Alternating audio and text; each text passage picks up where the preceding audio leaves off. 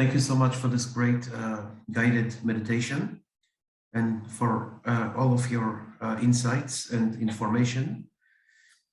I'd like to get clarity on something, Magdi. Okay? Yes. I understand in the moment of pure perceiving, there is just pure perceiving. There's no me, no you, no separation. However, what I notice is a split of a second later, the mind comes in and says, I perceived, I saw, I heard. So I guess I don't know how to abide as in the I am or as awareness, because in a split of a second, the mind comes in and says, I did it. I hope my question is clear. Yes. The mind that is saying, I did it. In fact, there is a thought that appears to you. The thought appears that says, I did it. It's not that, as a way of speaking, we say, excuse me, the mind says this and that. So maybe it's more correct to say a thought appears, I did it, right? Yes. Yes. So yes, the reason why the thought appears that is I did it is because it is true. You did it. You perceived the tree. You perceived the sensation. You perceived the thought, the memory, the image. It's true that you perceived that or that you did that. But the question is, what is this you? Now, it's possible that we say, okay, I, Shay, did so and so. I, Shay, perceived so and so, right? Usually, yes. Right. Now, in fact, Shay is a body mind. Yes. It's an object. It's mom and dad, there was a baby boy, and they said, oh, we're going to call this, we're going to name this body. We're going to name this body. It's a male body. We're going to name it Shay, right? So Shay is the name of the body. Exactly. Yes. It's not your name. It's the name of it's the name of the body. So you could have, go buy a car, you buy a car, it's a Honda. They call the car Honda, right? The Honda is your car, but you're not the Honda. You're the manager, you're the owner, you're the caretaker, you're the user of the car, right? Yes, that's right. Same thing with the body. You are the caretaker of the body, you're the manager of the body. When the body expresses tiredness, you take the body to rest. When the body expresses hunger, you take the body to dining. When there is a toothache, you take the body to the dentist. So I is not something which appears to you. I is the reality that perceives. Right now, you perceive this perception, right? Yes, but the only problem is in pure perception, everything is one. A split of a second later, there is separation. There is no split of a second later. Have you ever experienced? Let's try to experience now. Yes. Let's try to experience a split of a second later. How do you do that? Perceive everything at once, and then a split of a second later, there's separation again. There's you, me. My question is, can you experience right now? Yes. Can you experience a split of a second later? No. So it's not an actual experience. If you can experience a split of a second later, then I'm inviting you to experience it right now. Let's experience right now a split of a second later. If you cannot experience a split of a second later now, that means you cannot experience a split of a second later any now. Oh, You follow me? yes. So we never, it's not an experience. A split of a second later is not an actual experience. It's just a story. It's a thought. It's a belief that there is such a thing as a split of a second later or a split of a second before, right? Yes. But it's not our direct experience. We never, none of us has an actual experience of a split of a second later or a split of a second before. It's not part of our scenario. That's not part of our experience. Yes. Okay, so we don't need to speak about split of a second later as if it's real, as if we're talking about something, you know. So there is no such thing as split of a second later. Coming back to I, or coming back to this what you question about, what is this I that perceives? First, I just want to reassure you that the thought that says I perceive is not a problem. Oh, it's not? No, not at all. It's not a problem. I perceive is a fact. You're describing your experience, saying I perceive. The only thing is to be clear about what I is. So let's bring some clarity right now about what I is, right? Are you okay? Yes. So right now, I am, yes? Yes. You agree on that? Yes. Okay. Now, right now, we could say, for example, I perceive the hand of this body, which is called, mom and dad called this body Magdi. So I perceive the hand, right? Yes. That's a fact, right? The hand, yes. And you can call it Magdi's hand, right? Or Shay's hand, yes? Yes. I also perceive an image of Magdi. Yes. You can conjure up an image of Shay, yes. an image of Magdi. You perceive yes. an image, right? Yes. And also perceive a sensation, of your chest or your belly or your legs or your back, the sensations of the body. You can experience the sensations, right? Yes. For example, the sensation of your hand on your cheek. Yes. You perceive the sensation. Yes, yes. If you perceive an object, yes. Does that mean that you are the object? No. Okay. If you perceive the body, does that mean you are the body? No. If you perceive an image of the body, does it mean that you are the body or the image? No. If you perceive sensations of the body, does it mean that you are the body? No. Okay, so what I'm trying to point to is that we perceive the body. The body is an experience that we perceive. Okay. We also perceive the weather, the heat. When it's hot, we perceive the heat. We also perceive the wind. When it's windy and the leaves in the tree, they move around. We perceive the wind yes. and the leaves. We perceive the sunshine. Yes. Yes. So we perceive the body, we perceive the sunshine, we perceive the wind, we perceive the songs of the birds.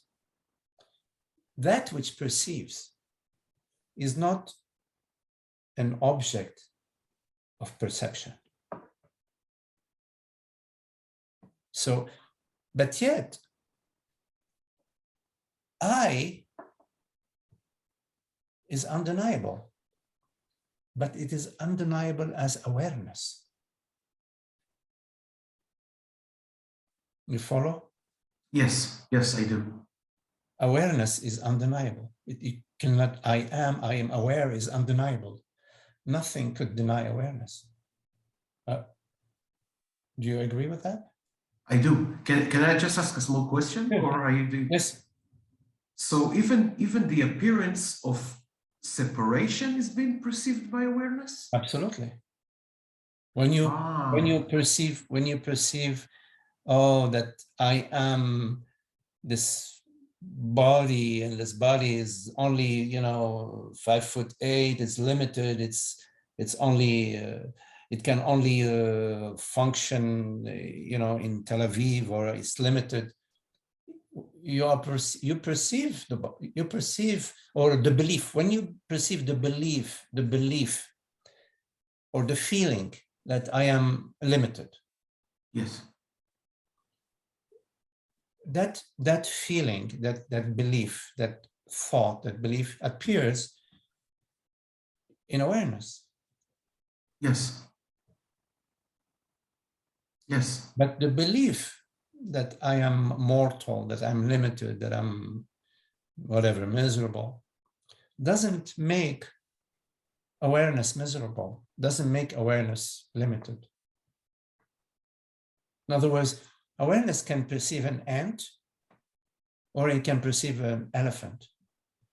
When awareness perceives an ant, awareness doesn't become small.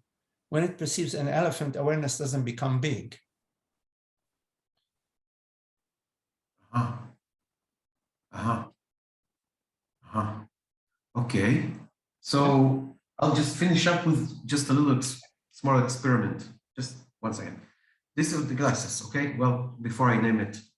So pure perception, everything is one. Yes. Now I'm perceiving there is a separation between me and the glasses. I'm sorry, what did you say? Repeat that. I'm saying that when I pick this up, at the moment of pure perception, everything is one. Yes. Then I'm perceiving that, oh, I'm here, the glasses are here, separation.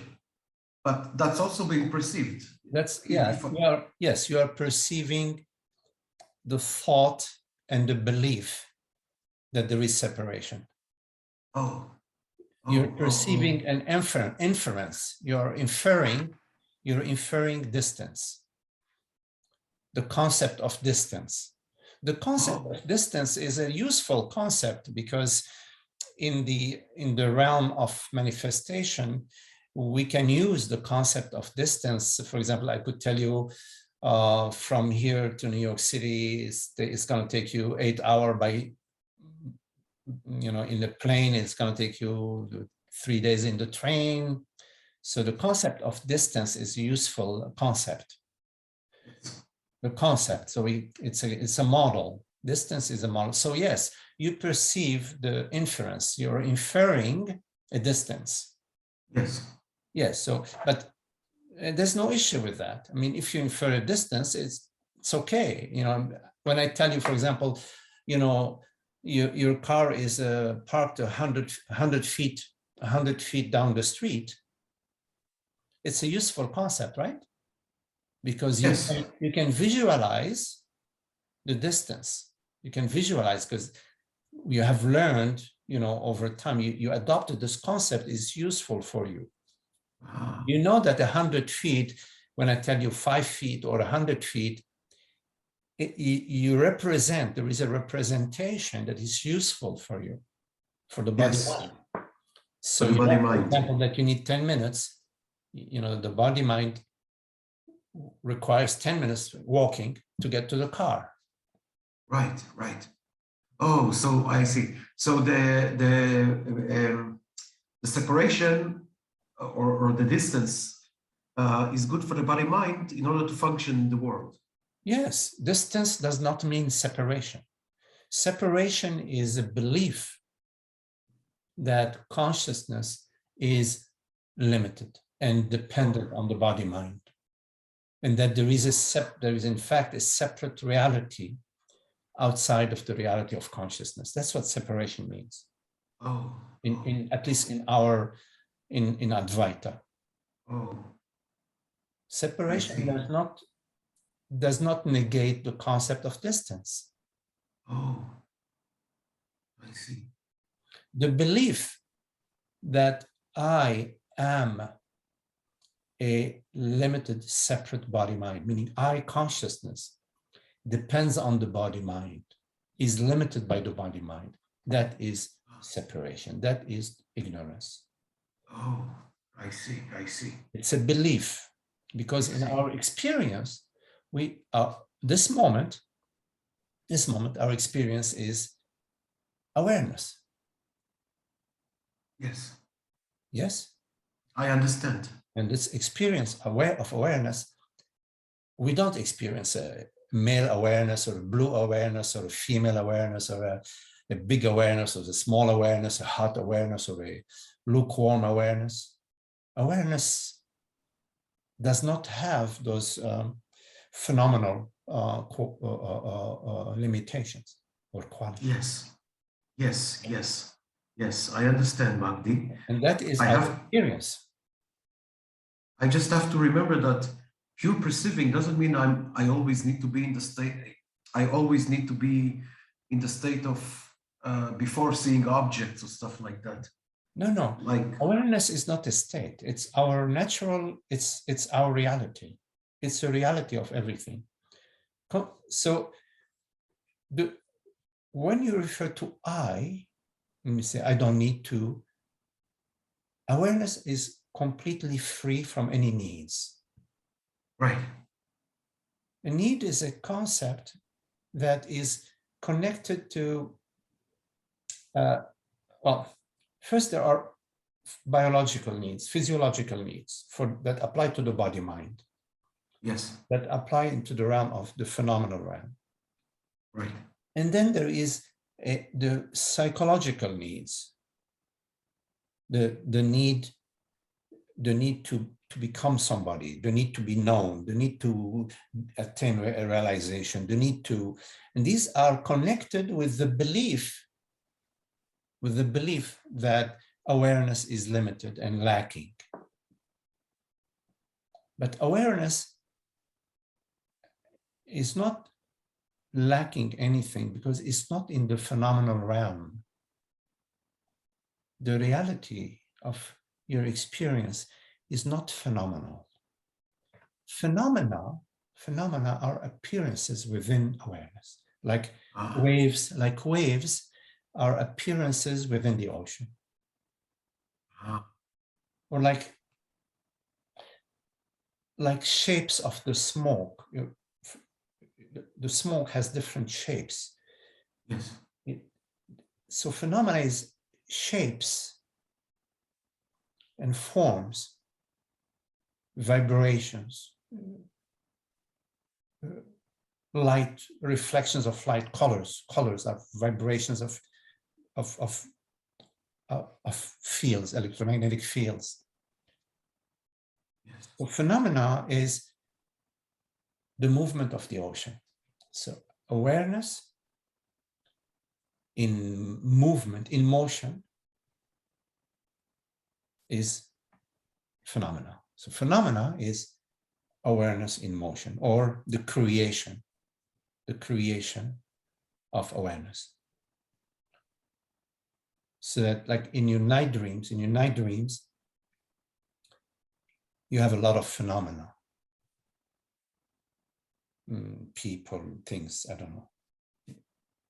They are your creation. They're your creation of the dreamer, the dreamer's mind, right? Yes.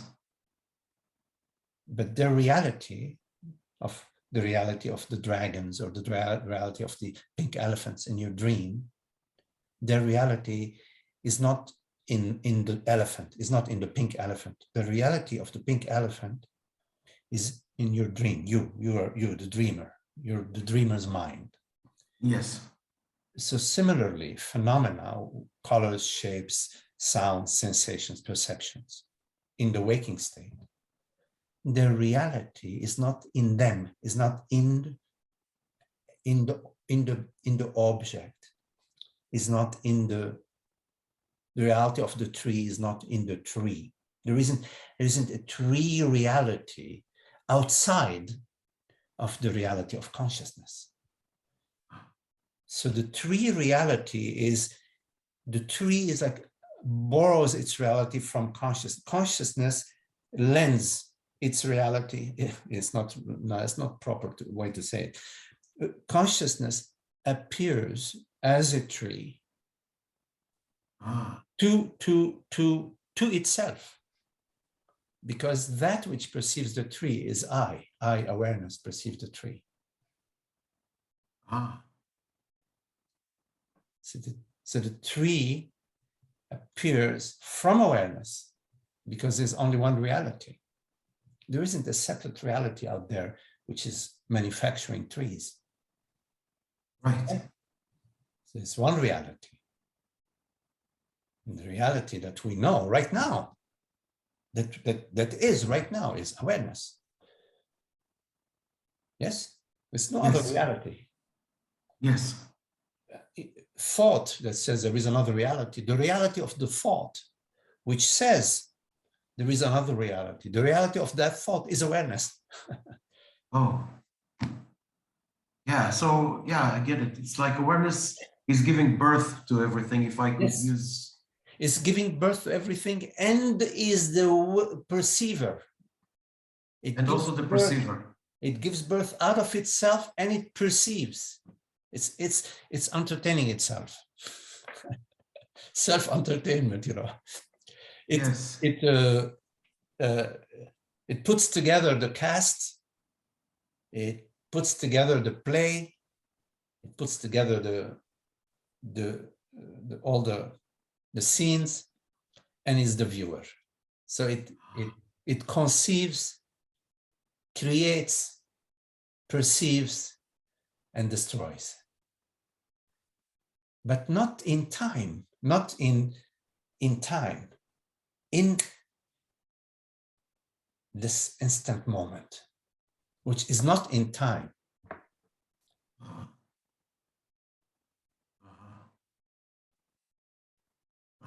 Okay, so I guess I'll just keep myself, well, I say keep myself, it's not myself, but just stay as perceiving and not fall into the mind games, even that's perceived. Just be clear, about when you refer to I, that it is I awareness which is referring to itself. Yes. There's only one reality, one I. Whenever we say I, it is I which is saying I. It is I awareness which is referring to itself. Okay, I got it. I understand. Okay, thank you so much, Magdi. Okay, Shay. Okay.